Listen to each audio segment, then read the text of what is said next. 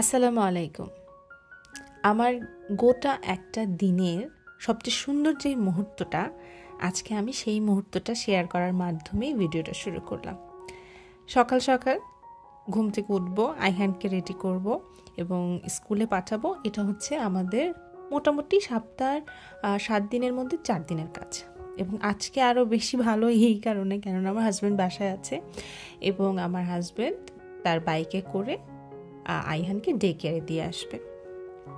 এই যে বাইকে করে যাওয়ার ব্যাপারটা, এটা আমার ছেলে যে এত এনজয় করে বলার বাইরে। কিভাবে বাইকে উঠতে হবে, কিভাবে বাইকে উঠে সোজা হয়ে দাঁড়াতে হবে, এটা আমি জানি না কে তাকে শিখিয়েছে বা কিভাবে সে শিখেছে। সব কিছুই আসলে আল্লাহ প্রদত্ত, কিছু জিনিস বাচ্চাদের শেখাতে হয় না, বাচ্চারা এমনিই শিখে যায়।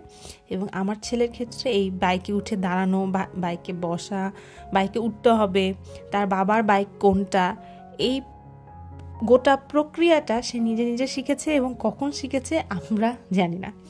মাশাআল্লাহ মাশাআল্লাহ, সে যে চিনে তার বাবার বাইক কোনটা, সে যে বুঝে যে আজকে বাবা আমাকে বাইকে করে নিয়ে যাবে, আমাদের জন্য এটাই অনেক, আলহামদুলিল্লাহ। যাই হোক, ডে কেয়ারে আমার হাজব্যান্ড দিয়ে আসছে আমার ছেলেকে। এখন আমরা একটু নাস্তা করবো, সকালের ব্রেকফাস্টটা সেরে ফেলবো। আমি আসলে রাতের খাবার স্কিপ করতে পারলেও সকালের খাবারটা আমি স্কিপ করতে পারি না। আমার সকালে প্রচণ্ড ক্ষুধা লাগে, আমার ঘুম থেকে ওঠার পরেই প্রচণ্ড ক্ষুধা লাগা শুরু হয়ে যায়। তো আমি ঘর বাড়ি গোছানো বা যা আরও কাজ আছে এগুলো পরে করি। আমার মনে হয় আগে আমি একটু খাওয়া দাওয়া করে নিই, তাহলে আমার ভালো লাগবে। এবং রুটি বানানোটা সবচেয়ে ঝামেলার কাজ। তারপরে এই ঝামেলার কাজ আমি করি। আমার মা সেই বাংলাদেশ থেকে বেলনি পাঠিয়েছে আমার জন্য, তো এটাকে যথাযথ ব্যবহার করতে হবে, তার জন্য রুটি বানাতে হবে। তারপর এই টুকটাক হান্ডি পাতিল ধোয়া মোছা এগুলো করে ফেলতে হয়। আমি মোটামুটি 12টা-1টার মধ্যে ফ্রি হয়ে যেতে চাই বাসার যাবতীয় কাজ থেকে, কারণ আমার ছেলেকে 2টার দিকে আবার স্কুল থেকে নিয়ে আসতে হবে। এখন যে এই পাতিলটা, স্পেশালি যে গোলাপি কালার পাতিলটা, এটা আমার জানা খালা আমাকে গিফট করেছিলেন। আমি যখন বাংলাদেশ থেকে সুইডেনে আসবো সেই সময় উনি কিনে দিয়েছিলেন। এবং আমার না খুব ইচ্ছা ছিল আমার নিজের বাসায় গিয়ে আমি পাতিল টাতিল ওপেন করব, ইচ অ্যান্ড এভরিথিং করব। কিন্তু যেটা হয়েছে যে আমি শুরুর দিকে তো একটা শেয়ারে একটা প্লেসে ছিলাম, একটা করিডোরে। তো ওইখানে কিচেনটা শেয়ার ছিল, room separate, washroom separate, everything separate, কিন্তু কিচেনটা আমরা শেয়ারে ব্যবহার করতাম। তো সেই জায়গা থেকে হয়েছে কি, সবাই আমার কিচেনের স্টাফগুলা ইউজ করতো। তো ওরা যেহেতু আমার কুকারিজ ব্যবহার করতো, আমার স্পুন, আমার প্লেট এগুলো ব্যবহার করতো, আমিও ওদেরটা ব্যবহার করতাম। আমি না আমার ওই যে কড়াইটা ওইটা যত্ন করে রাখতে পারিনি। ওরা ইচ্ছা মতো ব্যবহার করতো, পাতিলটাকে পুরাইতো, ঠিকভাবে ধুইতো না, মানে যা তা করছে। যখন আমি আমার নিজের বাসায় আসছি, মানে এখন এই বাসায় তো কিচেন, তারপর হচ্ছে ওয়াশরুম, মানে সব কিছু একত্রে আমাদের একসাথে। এই বাসায় আসার পর যেটা হয়েছে যে আমি মানে আমার মতো করে এখানে মাশাল্লাহ মাশাল্লাহ আমার হাজব্যান্ড কোনো কিছু ধরে না, আমার ছেলেও কোনো কিছু ধরে না। তো আমারটা আমি আমার তত্ত্বাবধানে থাকে, আমার প্রত্যেকটা জিনিস আমার নিজের হাতে ব্যবহার করা।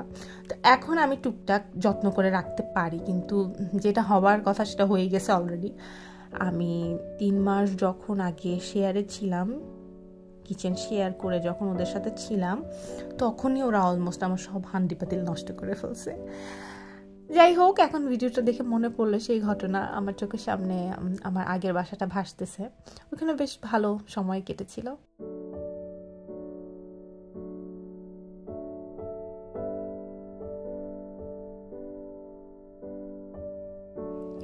এই যে চিকেনটা প্রিপারেশন এখন করতেছি, এটা হচ্ছে চিকেন টিক্কা মশালা, আর হচ্ছে বানাচ্ছি আফগানি ব্রেড। আফগানি ব্রেড প্রচুর ভিডিও দেখেছি আমি, প্রচুর। এবং আমার মানে একটা থাকে না, এক সময় আপনি একটা কিছু যখন বারবার দেখবেন, বারংবার আপনার সামনে আসবে, তখন আপনার মনে হবে জিনিসটা হয়তো খুবই আমি একটু বানিয়ে দেখি, একটু খেয়ে দেখি।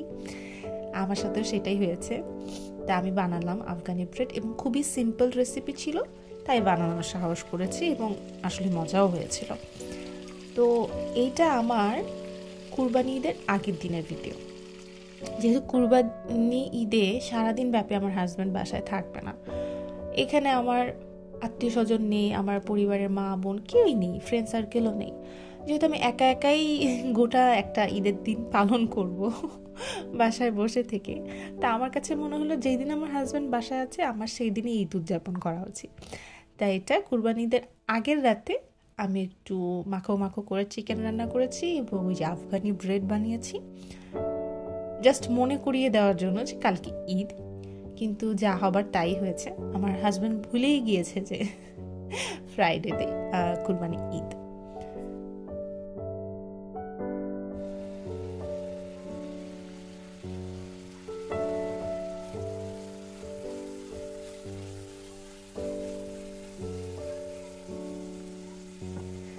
সুইডেনে আমার এবার প্রথম 2টা ঈদ কাটলো, একটা হচ্ছে রমজানের ঈদ আর একটা হলো এই যে কুরবানি ঈদ। তো যেটা রোজার ঈদ ছিল সেটাই না আমার অত খারাপ লাগেনি, কেন জানি আমার মানে সময় কেটে গেছে, হাজব্যান্ড বাসায় ছিল, আমার ফ্রেন্ড সার্কেলরা আমাদের এলাকায় এসেছিল, ওদের নিয়ে ঘোরাফেরা সব কিছু মিলে না আমি আর কিছু মনে করতে পারিনি। আমার যে মিস করতেছি এই ব্যাপারটাও ফিল হয়নি। খুবই চমৎকার কেটেছিল রমজানের ঈদ এবং আমি খুব এনজয় করেছি আলহামদুলিল্লাহ। কিন্তু এই কুরবানি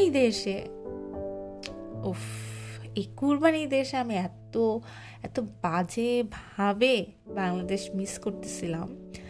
স্পেশালি গরুর হাটে যাওয়ার যে ব্যাপারটা, মানে আমার হাজব্যান্ড 1 সপ্তাহ আগে থেকে একটু গরুর হাটে যাবে, দেখবে, তারপর গরু কিনে নিয়ে আসা, ছাগল কিনে নিয়ে আসা, যা প্রত্যেকের বাসার সামনে দেখা যায় টুকটাক করে একটা গরু ছাগল থাকে, তাদেরকে খাওয়ানো, দাম রাস্তায় হেঁটে যাওয়ার সময় দাম জিজ্ঞেস করা যে ভাই আপনার গরুর দাম কত, আপনার ছাগলটা কত পড়েছে।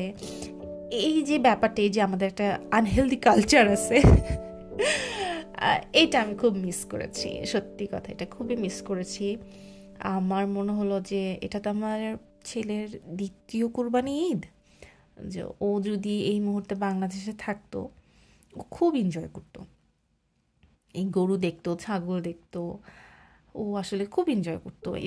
এমনি তো এই বয়সে বাচ্চারা অ্যানিমাল পছন্দ করে, তার উপর আমার ছেলে তো অতি উৎসাহী, তার হয়তো একটু ভালো সময় কাটতো যেটা এখানে আসলে কাটছে না।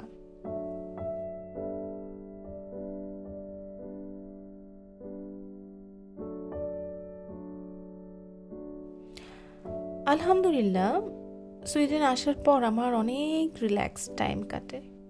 আমি আসলে বাংলাদেশে খুব বেশি বিজি ছিলাম, যেটা এখন এই মুহূর্তে না, এবং এটা আমি অনেক মিস করি। তবে একটা দিক দিয়ে একটা ব্যাপার খুব ভালোই লাগে, সেটা হচ্ছে যে আমার ছেলে দুপুর 2টার দিকে বাসায় চলে আসে ডে কেয়ার থেকে। তো দেখা যায় এরপর বাকি সময়টা ওর বাবা না আসা অবধি আমার সাথে কাটায়, এবং আমরা মা ছেলে খুব এনজয় করি, খেলাধুলা করি, ও আমাকে রান্নাবান্না হেল্প করে, মাঝে মাঝে সে আমাকে রান্নার সময় গান শোনায়।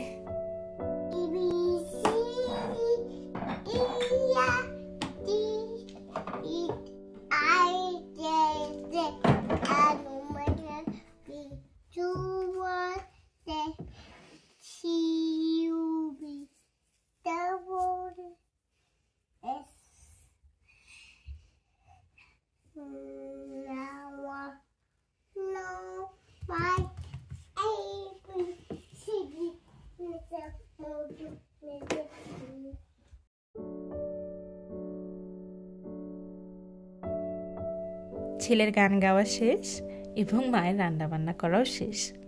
ইতিমধ্যে আমার হাজব্যান্ডও বাসায় চলে এসেছেন, এখন আমরা খাওয়া দাওয়া করে নিব। আজকের এই ভিডিওটা এই পর্যন্তই। নেক্সট ডে আবার কোনো ভিডিওতে ইনশাল্লাহ দেখা হবে। আল্লাহ হাফেজ।